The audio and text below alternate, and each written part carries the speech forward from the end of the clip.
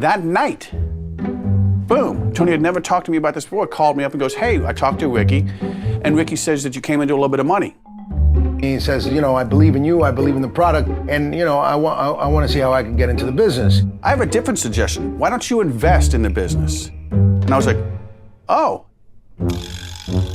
you could be my marketing director, and I'll pay you 20% return. Give me $4,000, and I'll give you back $4,800. I'll pay you $1,200 every week, and in a month you'll be paid back. I was like, okay. If you can't understand the deal that Porter and Tony Bosch made for $4,000, it's probably because the deal doesn't make any sense. There's a lot of dispute now over whether this $4,000 was an investment in the company, whether it was a loan. I think basically what you had here was a guy in Tony Bosch whose life was already sort of spiraling out of control, who was willing to do anything to get money. I think he probably told Porter anything he needed to tell him to get this money out of his pocket.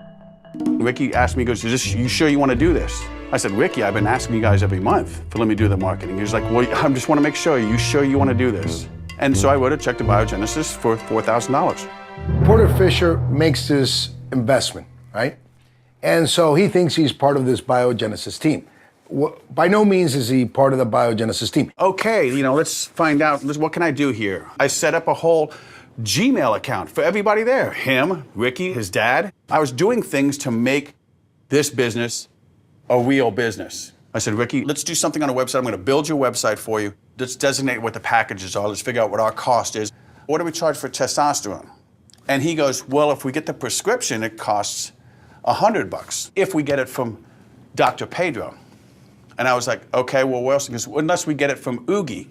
I'm like, well, why would you get it from Oogie? I don't know how it works. And I'm sitting there going, does Oogie know another doctor? Porter, Oogie's nothing more than a glorified steroid dealer.